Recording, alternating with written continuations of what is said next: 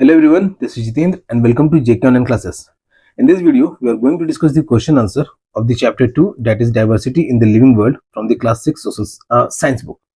तो जो भी बच्चे क्लास 6 के हैं और जिनको भी इस चैप्टर में कोई परेशानी आई है तो वीडियो के अंदर जरूर बने रहिएगा। इसमें जितने भी इंपॉर्टेंट क्वेश्चंस हैं ठीक है उनको डिस्कस किया गया है और साथ में कुछ टेबल वाले क्वेश्चंस जो हैं जो चैप्टर में डिस्कस किया गया है टेबल वाले क्वेश्चंस उसको भी डिस्कस किया गया इसमें, तो उसको भी देखेंगे यहाँ पे। तो अगर आपको पढ़ाई में किसी तरीके का हेल्प चाहिए बच्चों तो आप जेके ऑनलाइन क्लासेस से फोन नंबर के माध्यम से और वेबसाइट के माध्यम से ठीक है इससे आप संपर्क कर सकते हैं। जेके ऑनलाइन क्लासेस यूट्यूब पे भी है, फेसबुक पे भी है, इंस्टाग्राम प्रोफाइल भी है, गूगल बिजनेस प्रोफाइल भी है, व्हाट्सएप चैनल भी है एंड क्वोरा पे भी है। आप सभी जगह से लाइक फॉलो सब्सक्राइब जरूर करें ताकि आप लेटेस्ट अपडेट से अपडेटेड रहे। तो जिनको आता है उनके रिविजन और जिनको नहीं आता उनके लिए शुरुआत। ठीक बच्चों, तो जो चैप्टर का क्वेश्चन हम लोग पढ़ने जा रहे हैं वह chapter 2 diversity in the living world. It is from the class 6 science book. Okay तो पहला क्वेश्चन जो है वो है टेबल वाला फॉर्म है, observation kind of activity questions है। बुक में बहुत सारे एक्टिविटीज क्वेश्चंस है तो उन्हीं एक्टिविटीज के बेसिस पे टेबल्स को फिल करना था। तो जो टेबल वाले क्वेश्चन है बच्चों उसको मैं क्वेश्चन से फिल करूंगा और वीडियो को पॉज करके उसका आंसर आप अपने बुक में लिख लीजिएगा। पहला टेबल था कि observations of different plants around us. ठीक है, तो अलग अलग प्लांट्स का, हमारे आसपास के अलग अलग प्लांट्स का ऑब्जर्वेशंस मेंशन करना था उसमें। तो it has been done here, you can pause the video and write it in your book. Okay, like common grass, इसका स्टेम होता है soft and thin and leaves का जो अरेंजमेंट होता है इसमें a single leaf grows alternatively from different points of the stem. Flowers के बारे में आपको लिखना है कि क्या उसमें दिखता है, ग्रास के फूल के रिगार्डिंग में क्या है एंड एनी अदर ऑब्जर्वेशन, और भी कुछ अदर ऑब्जर्वेशन दिखता है उसमें। तो ग्रीन लीव्स, इसका जो घास होता है, जो पत्ते होते हैं वो हरे रंग की होती हैं। ओके, तो फ्लावर्स भी, जो ग्रीन लीव्स जो हो गया वो उसको फ्लावर भी कंसिडर किया जाता है उस कॉमन ग्रास के लिए। अगर बच्चों तो इसको आप वीडियो को पॉज करके इस आंसर को आप अपनी बुक में लिख लीजिएगा। किसी तरह का कोई परेशानी आता है तो आप जेके ऑनलाइन क्लासेस पे साइट पे जाकर के पूछ सकते हैं। This is the table 2 in which we have to fill observations of different animals around us. हमारे आसपास के जो बहुत सारे एनिमल्स हैं तो उनके ऑब्जर्वेशंस के बारे में इसमें पढ़ना था। ओके, तो कुछ नेम ऑफ एनिमल्स दिए हुए हैं, cow and crow, cow and ant, और उनके कुछ ऑब्जर्वेशंस की वे रहते कहाँ पे हैं, places where they live, food they eat, वो खाते क्या है, the way they move around, और किस तरीके से वो चलते हैं, एनी अदर ऑब्जर्वेशंस और फीचर्स, और इन फीचर्स के अलावा भी और भी कुछ अलग तरीके का फीचर अगर दिखाए तो वो भी मेंशन करें। So it has been done here, you can pause the video and write it in your copy कि क्रो एंड काउ के अलावा दो और क्रीचर, दो और एनिमल्स के बारे में यहाँ पे मेंशन है। Okay, all of the answers have been provided to you in the easy words बच्चों। Alright, next question is above table 2.3 from the page number 16. This table is asking to grouping of plants based on height and nature of stem। ठीक है, plants का grouping करने के लिए उनके height और उनके स्टेम के नेचर के हिसाब से। ठीक है, तो प्लांट्स के हाइट के हिसाब से ट्रीज हो गए, श्रब्स हो गए, हर्ब्स हो गए, और फिर क्लाइंबर्स हो गए, क्रीपर्स हो गए, और स्टेम के आधार पे भी उसको बहुत सारे टर्म्स हो गए। तो उसके आधार पे बताना है कि वो ट्री है, श्रब है, हर्ब है।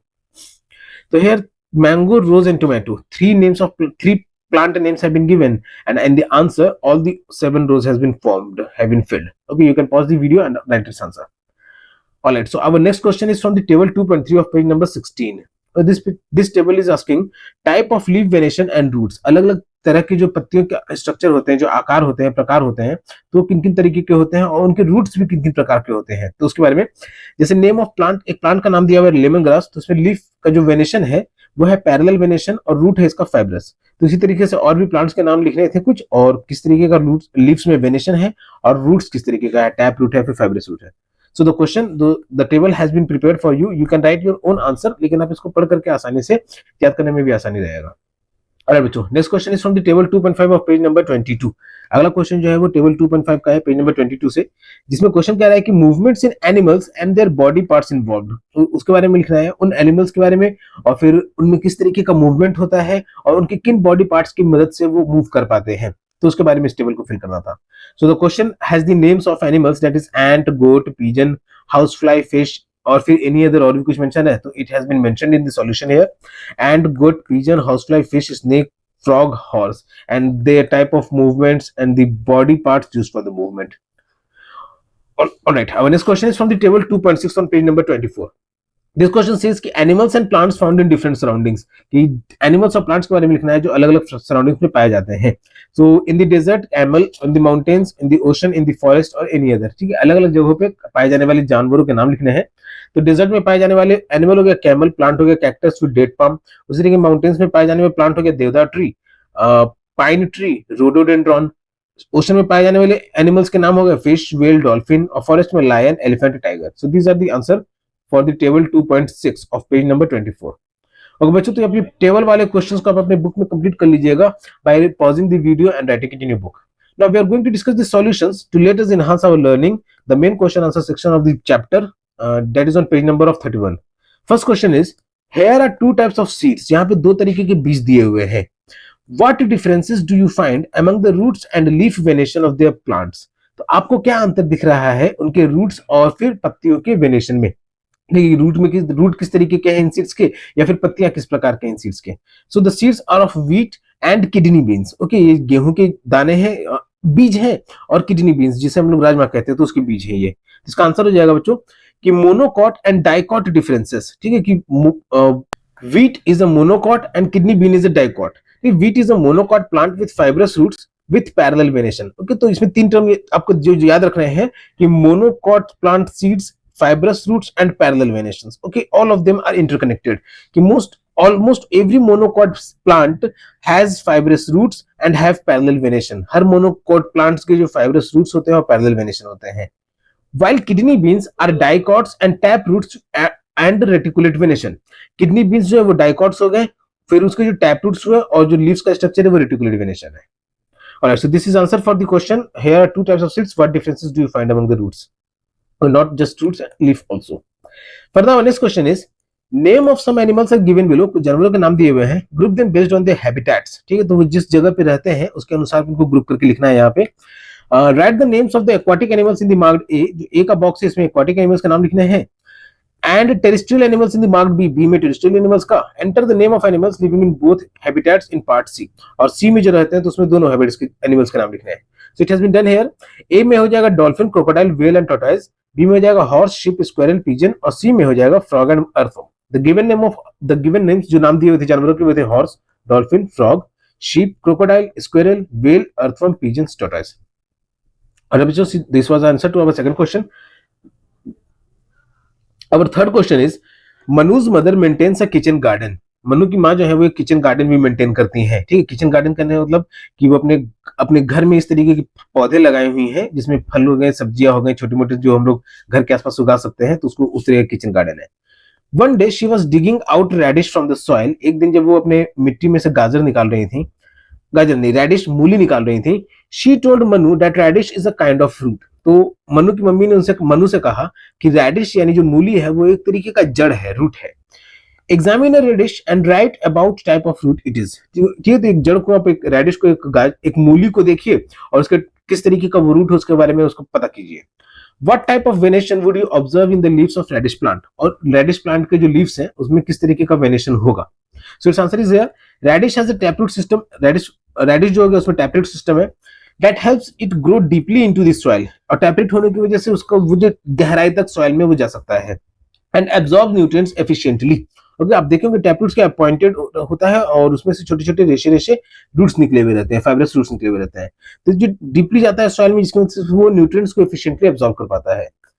It leaves exhibit reticulate, its leaves, ये जो रेडिश प्लांट के जो लीव्स हैं इसमें रेटिकुलेट वेनेशन है, characterized by network of veins spreading from a central midrib. ठीक है, जिसमें क्या होता है कि एक सेंट्रल क्या वेन्स है। ठीक है, जिसे आम का पत्ता आपने देखा होगा, तो आम के पत्ता में जो ये सेंट्रल वाला पार्ट है तो ये सेंट्रल मिडरिब हो गया और इसी में से छोटे छोटे वेन्स के रूप में निकले हुए हैं, तो इस तरीके के वेनेशन को हम लोग कहते हैं reticulate venation.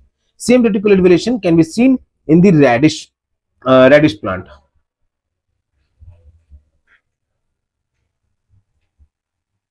Further, our next question is question number 4. Look at the image of mountain goat and a goat found in the plains। ठीक है, तो ये दो इमेज दिया हुआ है माउंटेन गोट का और उस गोट का जो प्लेन्स में पाया जाता है। Point out the similarities and differences between them. इन दोनों के बीच में सिमिलैरिटी और डिफरेंसेस बताना है। What are the reasons for these differences, और इन डिफरेंसेस के पीछे का कारण क्या है? So answer is here, comparison of mountain goat and plain goat. Mountain goats have thick fur and strong legs for climbing. ठीक है, माउंटेन गोट जो है वो थिक फर है, मोटे रेशे हैं उसके ऊपर और छोटे छोटे मजबूत पैर हैं। ठीक है, strong legs for climbing. Plain goats have short fur and are adapted for flat lands. अब छोटे वाली जो बकरी हो गई, जो प्लेन गोट्स हम लोग अपने घर के आसपास में या गंगा नदी के किनारे वाले जो एरिया रीजन में है वहां पे जो बकरियां पाई जाएंगी तो उनमें छोटे छोटे फर होते हैं, उनके जो रेशे होते हैं छोटे होते हैं और वो फ्लैट लैंड पे, समतल जमीन पे, मतलब प्लेन एरिया में वॉक करने के लिए आसानी रहता है इनको। ऑलराइट, अब fifth question is group the following animals into two groups based on any feature. तो ये नीचे एनिमल्स के नाम दिए हुए हैं, तो इनको ग्रुप में डिवाइड करना है। Other than those discussed in the chapter, तो चैप्टर में जो जो फीचर्स दिए हुए हैं तो उनके बेसिस पे नहीं, सिर्फ उनके अलावा कोई दूसरे बेसिस पे। तो the animals are cow, cockroach, pigeon, bat, tortoise, whale, fish, grasshopper, lizard. So grouping of animals based on features, flying, यहाँ पे जो ग्रुपिंग किया गया बच्चों इस बेसिस पे कि कुछ एनिमल्स जो है वो उड़ सकते हैं और कुछ एनिमल्स जो है वो नहीं उड़ सकते हैं। तो फ्लाइंग में क्या हो जाएगा, पिजन, बैट एंड कॉकरोच। फिर cow, fish, lizard, tortoise, this can not fly. Okay, whale भी आ जाएगा आंसर में। फर्दर ग्रासहोपर हो जाएगा फ्लाइंग में, एंड और अगर कुछ छूट जाएगा तो उसे आप ऐड कर लीजिएगा। Our sixth question is as the population grows and people want more comfortable lives, जैसे जैसे आबादी बढ़ रही है और लोगों को सबसे और ज्यादा आरामदायक जिंदगी चाहिए, forest are being cut down to meet various needs, जंगलों को काटा जा रहा है ताकि लोगों को बसाया जा सके। ठीक है, जब तक बसेंगे नहीं तब तक उनको आराम वाली जिंदगी मिलेगी नहीं। How can this affect our surroundings, तो ये हमारे आसपास के सराउंडिंग को कैसे असर डालता है। How do you think we can discuss this, address this challenge, और आपको क्या लगता है कि हम लोग इस परेशानियों से कैसे सामना कर पाएंगे। सो answer is here effects of deforestation. अब यहाँ पे क्या डिस्कस किया गया कि जंगलों को काटा जा रहा है लोगों को बसने के लिए, for their accommodation, for their convenience. तो इसमें जो जो पेड़ काटा जा रहा है उस टर्म को हम लोग कहते हैं डिफॉरेस्टेशन। तो इसके कारण जो परेशानियां आ रही है, loss of habitat for animals, जानवरों को अपना घर खोना पड़ रहा है। Soil erosion and climate changes, मिट्टियां कट रही है, जो नदी अपने साथ बहा करके मिट्टी लाया करती थी, अब वो नदी बहते चली जा रही है, अब वो मिट्टी ला नहीं रही है, वो उस जगह की मिट्टी को भी ले जा रही है। ओके, तो soil erosion and climate changes, तो पेड़ बहुत कटने की वजह से वर्तमान मौसम में भी बहुत सारे बदलाव देखने को मिलते हैं। अब सॉल्यूशन क्या क्या इस चैलेंजेस को सामना करने के लिए, okay, how do you think we can address to address this challenges, क्या कर सकते हैं, reforestation and conservation projects. Okay, reforestation मतलब कि जंगल को फिर से उगाना या फिर पेड़ को फिर से लगाना, और कंजर्वेशन या तो जो भी लगे हुए हैं उनको बचा करके रखना। तो ये उपाय हो सकता है सिर्फ डिफॉरेस्टेशन को रोकने का या फिर जो भी परेशानियां आती हैं उसको सामना करने का। और अब next question is analyse the flow chart. इस फ्लो चार्ट को रीड करना है और ये बताना है कि एग्जांपल में ए और बी क्या है। सो पहले फ्लो चार्ट में पहले मेंशन है प्लांट, यस, अगर प्लांट हुआ तो डज इट हैव लीव्स, तो क्या उस प्लांट में पत्ते हैं, यस। और अगर पत्ते हैं तो does it have reticulate venation, तो क्या उस पत्ते में रेटिकुलेट वेनेशन है, यस। अगर यस तो ए की जगह क्या हो सकता है, और अगर नो तो बी की जगह क्या हो सकता है। ओके, मतलब कि अगर रेटिकुलेट वेनेशन है तो और आप क्या स्टेटमेंट लिख सकते हैं। ऑलराइट बच्चों, तो answer is here expected examples of A and B. Okay, A and B, here B will be, A और बी का एक्सपेक्टेड एग्जांपल क्या हो सकता है कि A represent dicot plants. Okay, reticulate venation है अगर, तो यानी ए जो प्लांट है वो डाइकॉट प्लांट होगा, क्योंकि रेटिकुलेट वेनेशन में डाइकॉट प्लांट्स होते हैं, such as mango, pea, which have tap roots and reticulate venation. Okay, क्यों डाइकॉट प्लांट्स, क्योंकि वी हैव स्टडीड अर्लियर कि डाइकॉट प्लांट्स में रेटिकुलेट वेनेशन भी होते हैं और उनके टैप रूट्स भी होते हैं। तो these are the features, these are the characteristics of dicot plants in their leaves. Okay, reticulate venation है तो इसीलिए वो डाइकॉट प्लांट होगा, और अगर रेटिकुलेट वेनेशन नहीं है then it is monocot plants. Okay, यानी जिसमें सीड्स का बस सिंगल सीड है, वो दो पार्ट में डिवाइडेड नहीं होता है, बी का हो जाएगा monocot plant, such as grass and maize, जैसे घास हो गया या फिर मक्का हो गया। Which have fibrous roots and parallel venation in their leaves, जिनके रूट्स जो है वो फाइब्रस नेचर के हैं और उनके लीव्स में पैरेलल वेनेशन देखने को मिलता है। Alright, so it was answer to our seventh question. Our eighth question is Raj argues with his friend Sanjay. Raj अपने दोस्त संजय से आर्ग्यू कर रहा है दैट गड़हल hibiscus plant is a shrub. Okay, गुड़हल एक फूल का पौधा है, हिबिस्कस प्लांट जिसे हम लोग कहते हैं, वो एक श्रब है। तो राज आर्ग्यू कर अपने दोस्त संजय से। What question can Sanjay ask for clarification, Sanjay clarification के लिए और क्या सवाल पूछ सकता है। तो answer is here hibiscus is considered a shrub because it is medium size. Hibiscus का प्लांट जो है वो गड़हल, जो यहाँ लिखा गया बच्चों उड़हुल भी से पड़ता है कहीं कहीं पे, तो ये जो पौधा होता है उड़हुल का, ये मीडियम साइज का होता है, हैज अ वुडी स्टेम, इसका जो तना होता है वो लकड़ी नुमा होता है, and branches that grow close to the ground, और इसकी जो शाखाएं होती हैं वो जमीन से नजदीक होकर के उगती हैं। It does not grow as tall as tree and has multiple stems instead of single trunk. ये पेड़ों की तरह ज्यादा लंबे नहीं होते हैं और इसमें छोटी छोटी बहुत सारे तने होते हैं एक सिंगल ट्रंक के अलावा। ऑलराइट, और भी क्वेश्चन क्या पूछे जा सकते हैं इसको क्लियर करने के लिए। What is the height of the plant, की एग्जैक्ट हाइट कितना हो सकता है, एग्जैक्ट नहीं किया तो एवरेज हाइट कितना हो सकता है उस प्लांट का। Does it have a single thick trunk और मल्टीपल ब्रांचेस, क्या इसमें सिंगल एक ही मोटा सा ट्रंक है या फिर बहुत सारी शाखाएं निकली हुई इसमें, इज द स्टेम सॉफ्ट और बॉडी, और जो स्टेम है उसका वो सॉफ्ट है या फिर लकड़ी व सख्त है।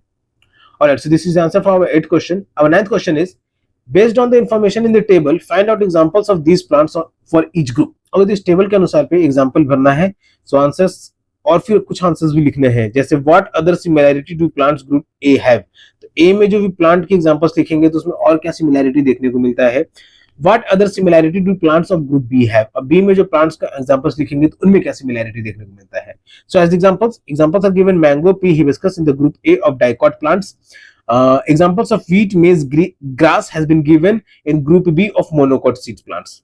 And similarities which we can see in the plants of group A are, plants in group A have seeds. Group A में जो plants हैं उनमें बीज है with two cotyledons.